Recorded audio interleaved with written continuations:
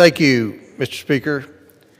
I rise in opposition to H.R. 2550. Americans pay several hundred billion in taxes each year to fund the salaries and benefits of more than 2 million federal civilian employees. These workers are paid to carry out the critical mission and functions of the federal government. But the more than 340 million Americans who foot the bill do not directly manage federal executive branch employees. They elect a president to do that.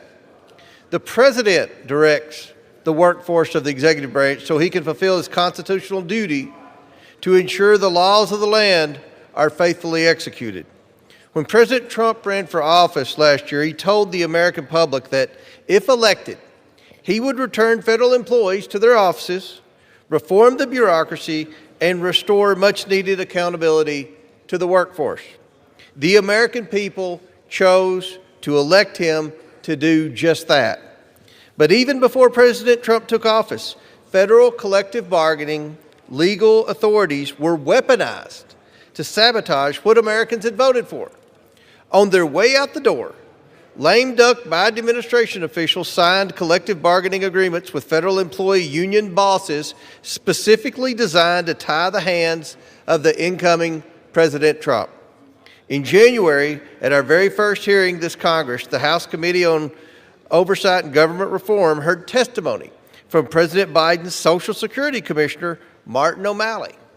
He cut a deal with union bosses after the November election, after the election, and just before leaving the agency to run for chair of the Democrat National Committee.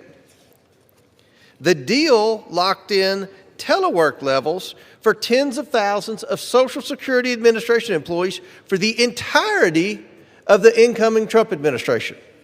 To be clear, this was done specifically to Trump-proof the workforce, to force the incoming president to continue the failed management policies the public had just voted to end.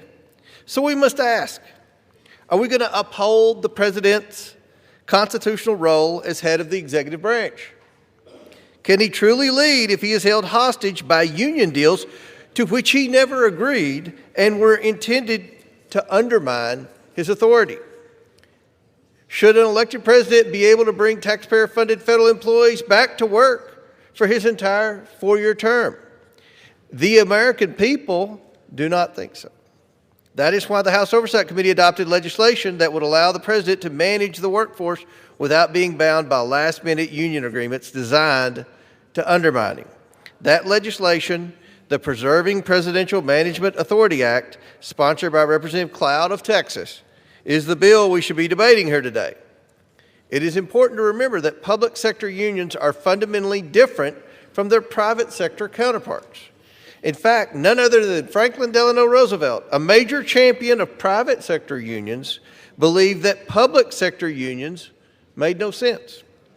FDR wrote that, quote, "The process of collective bargaining, as usually understood, cannot be translated into the public service," end quote.